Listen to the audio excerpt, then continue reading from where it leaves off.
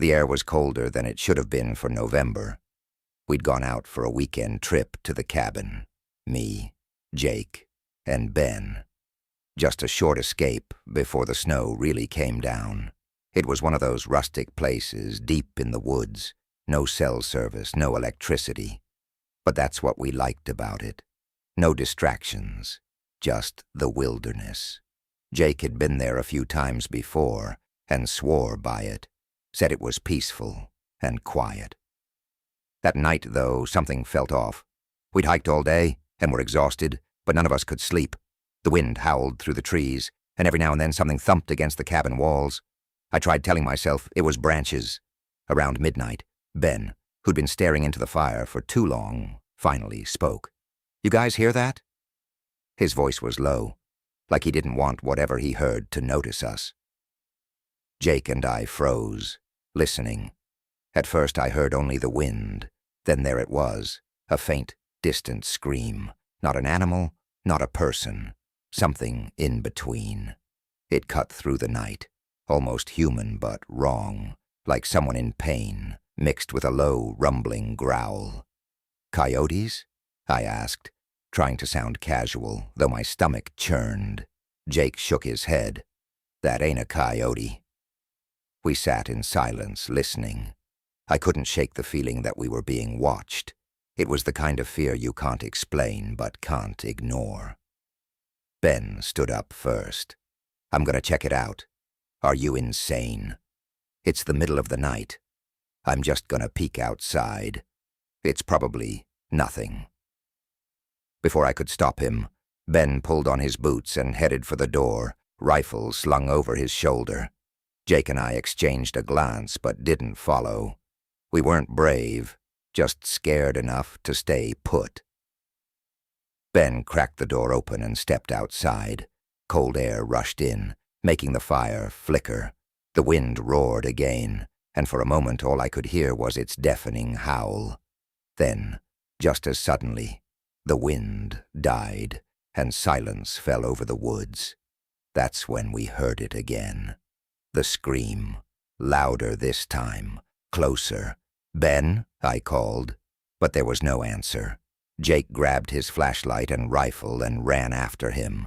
I didn't want to be left alone in the cabin, but I didn't want to go outside either. Finally, I mustered the courage to follow. Outside, the forest was still. Snow had started to fall, light flakes covering the ground. "Ben!" Jake yelled, his voice trembling. No response.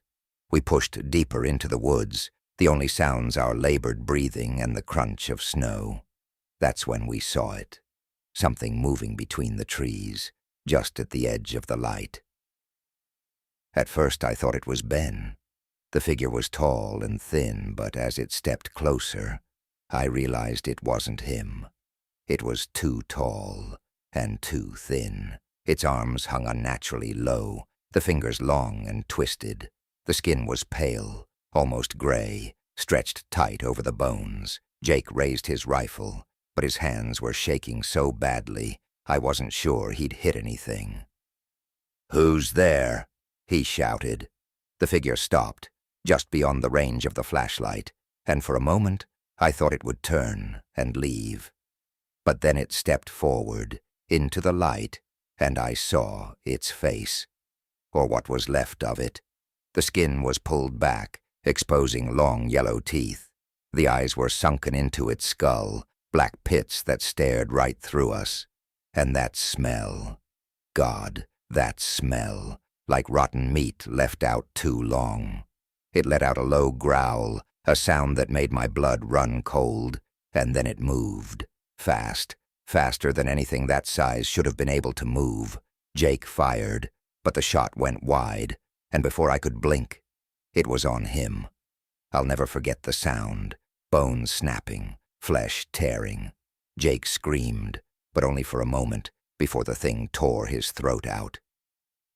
Blood sprayed across the snow, steaming in the cold air.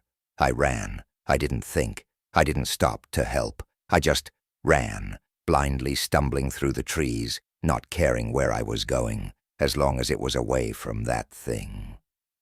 I don't know how long I ran before I collapsed. Minutes? Hours? The snow had picked up, and I was shivering uncontrollably. I huddled behind a large tree, trying to catch my breath, trying to think. I could hear it moving through the woods, stalking me, the crunch of snow under its feet getting closer. That's when I saw Ben, or what was left of him. He was slumped against a tree, his chest torn open, ribs exposed.